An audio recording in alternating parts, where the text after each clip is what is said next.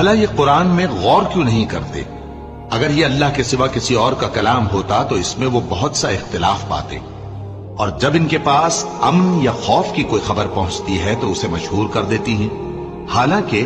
اگر اس کو پیغمبر اور اپنے ذمہ داروں کے پاس پہنچاتے تو تحقیق کرنے والے اس کی تحقیق کر لیتے،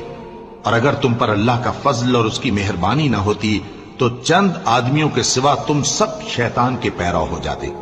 سو اے پیغمبر، اللہ کی راہ میں لڑو، تم اپنے سوا کسی کے ذمہ دار نہیں ہو، اور مومنوں کو بھی ترغیب دو، قریب ہے کہ اللہ کافروں کی لڑائی کو بند کر دے، اور اللہ شدید ترین جنگ کرنے والا ہے اور سزا دینے کے لحاظ سے بھی بہت سخت ہے۔